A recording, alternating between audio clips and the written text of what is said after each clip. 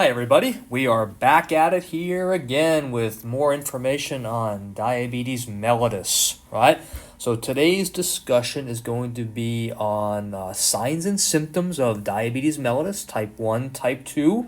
We're largely going to collapse this information into one discussion about just diabetes mellitus, right? Because the signs and symptoms between type 1, which we now know is the more common name associated with type 1, formerly known as juvenile onset diabetes, or type 2, previously known as adult onset, right? Once again, juvenile onset, mostly happening before the age of 30, right? Adult onset, certainly after 30, more than likely after 40, because of the different contributing factors for the etiology we had discussed previously. One being an autoimmune condition, right? One being more attributed to lifestyle orientated factors that contribute to the development of type 2 diabetes, right? So anyway, so we're going to collapse most of these together into one discussion about just globally diabetes mellitus, right? So let's. It's a relatively long list. There are lots of signs and symptoms, right? And then the second part of the discussion is going to be on warning signs and complications associated with diabetes, and really the focus on really the health detriments that really occur associated with diabetes mellitus, particularly when it's uncontrolled. We always have to keep that in mind. If the condition's well controlled, right, we don't see necessarily these complications. But if we ignore the condition, we're not aware of its existence, right, and it goes on for a protracted period of time of this uncontrolled sugar environment in the bloodstream, that's where these complications really will arise, okay? But if an individual, say, is living with type 1 diabetes and it's well controlled and they're doing a good job with their insulin regimen and their diet and nutrition and exercise, then these complications are largely mitigated through that attention to details in terms of managing the conditions. We always have to kind of keep that in mind, okay? So with that said, let's kind of dive into our discussion of the signs and symptoms associated with diabetes mellitus, right? So signs and symptoms. So signs are things we can see, right? They're more objective in nature. We can actually measure them and quantify them, right? Symptoms would be subjective, right? What is the patient reporting? Typically, we'll lump these together, but I just want to make you aware that there is an actual difference between a sign and a symptom. So some of the factors we'll be listing here will be signs, some will be symptoms, right? I won't necessarily quiz that to you on an upcoming exam or anything of that nature of trying to have you distinguish between a sign or a symptom, but just for your edification, just for your knowledge, there is a difference, right? Not all the information presented in the course will be quizzable. Some of it's just for knowledge purposes and discussion purposes, okay? So these will be the list of signs or symptoms associated with diabetes mellitus, right? So the first I'd like to start off with is a discussion of what I refer to as the three polys, P-O-L-Y, polys, or you might see it in the literature, or the three Ps. The three Ps associated with diabetes mellitus, right? So the first associated with this is poly, P-O-L-Y, meaning excessive urine formation. Polyuria, excessive urine formation, right? And we kind of link that back to our initial discussion about the definition of diabetes mellitus, right? That being associated with the filtering of the sweet, right? So it's really kind of it has a lot of kidney involvement, right? We're trying to excrete out this excessive glucose that's in the bloodstream, right? That's being processed by the kidney, right? So this polyuria is associated with that of trying to remove the excessive sugar in the blood out through urine formation. So polyuria is the name for that. So individuals who are developing either type 1 or type 2 will start to exhibit excessive amounts of urine production, right? So typically we see, maybe 1.5 liters a day. We're starting to see more of that. I'm going to the bathroom more frequently here is a little bit of a yellow or red flag warning signal that may be something going on with diabetes, right? So polyuria may be an indicator of that, okay? Second of the polys, polydipsia, That's a fun word to say. Polydipsia, right? Excessive thirst, right? So you certainly can see how these two first signs, symptoms will be coupled together, right? We have a lot of urine production. We're excreting out a lot of fluids from the body. So these fluids, mostly water coming out in the urine, is going to result in a dehydration impact on the physiology, right? So as a result of that, the brain's going to trigger a sensation of excessive thirst in order to prompt you to bring more fluid into your body to kind of balance out osmolarity and keep blood volume up, right? So this polydipsia, excessive thirst, is coupled directly to the polyuria that we're exhibiting, okay? So polyuria, all right? So these two things kind of coupled together will also result in, kind of a tangential symptomology of dry mouth, right? So we'll start to see also, if we want to put a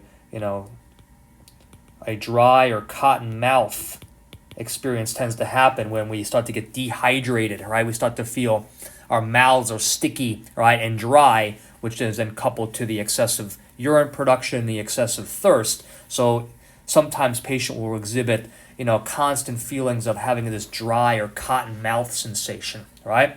So keep your eyes open for that as well, right? And then C, our third poly, would be polyphagia.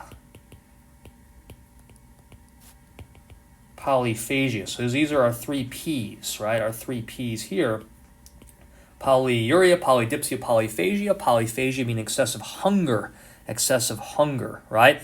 We can certainly appreciate that this diabetes mellitus is an endocrine disorder that's really tied largely to metabolism, right? We're talking about glucose, sugar, carbohydrate, and the impairment in the ability to bring and utilize that sugar inside of our cells for metabolic purposes, right?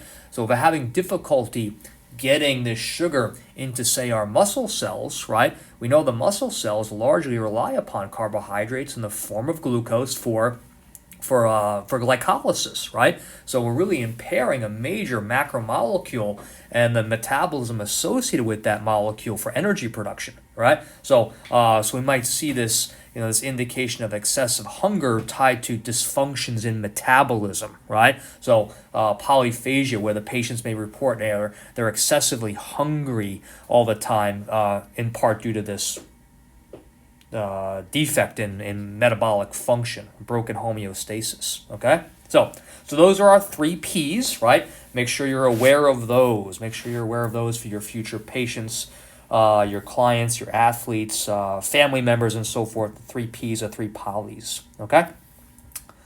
So continuing on with our list, all right, we'll go to number 2, kind of related to our discussion here. Once again, we're talking about, defects and problems, dysfunction in metabolism, right, with glucose regulation. So that's going to be tied to maybe sensations of fatigue, right?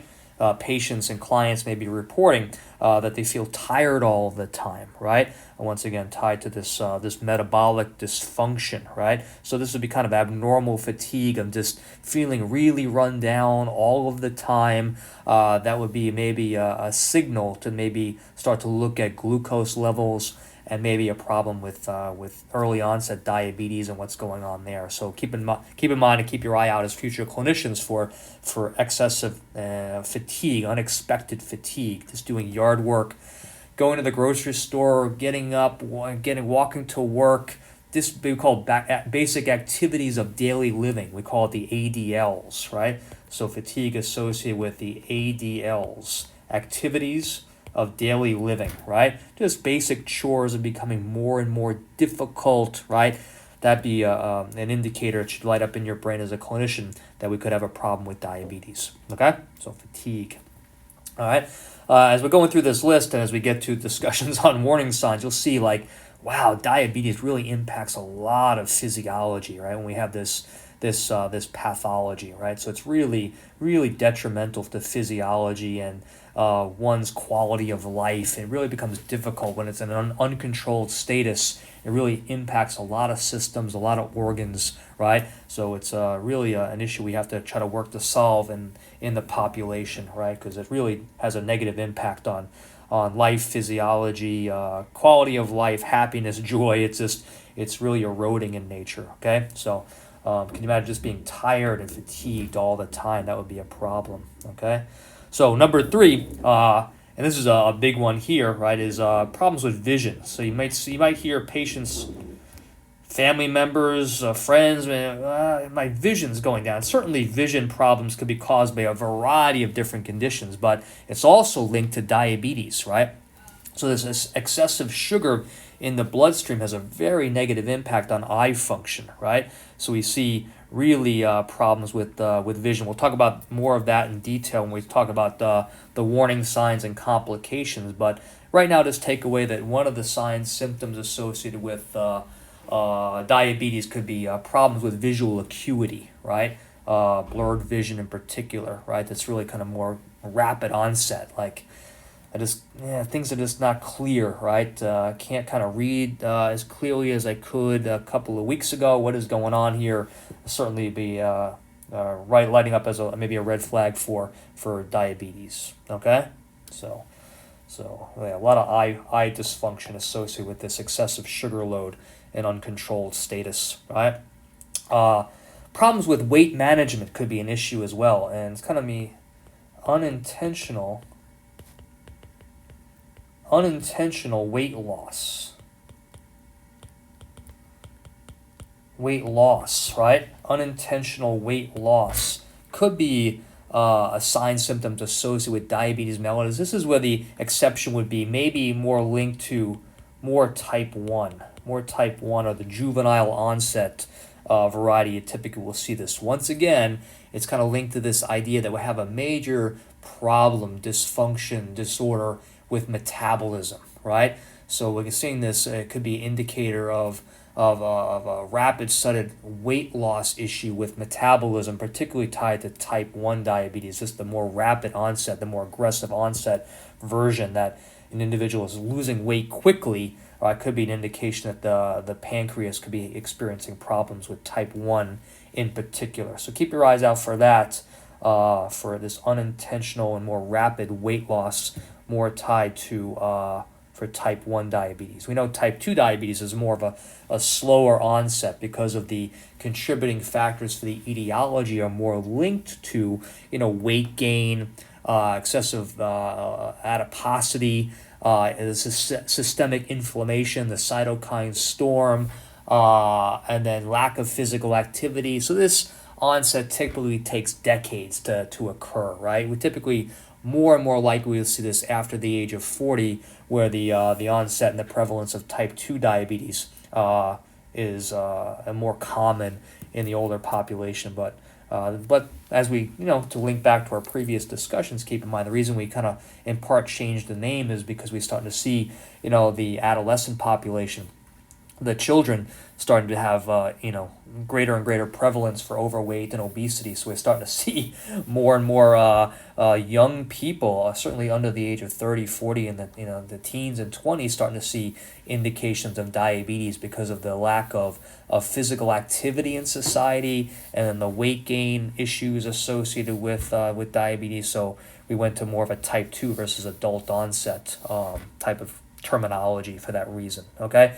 But yeah, so the signs and symptoms associated with type 2 are going to be more slower than type 1. That includes kind of all of these listed signs and symptoms. Type 1 is going to be more rapid onset, more quick because of the autoimmune condition kind of coming on. So within a couple of weeks, you're going to start to see these signs and symptoms popping up for type 1. Type 2 may be more protracted, more prolonged over the course of years, where things slowly get worse and worse and worse and worse, right?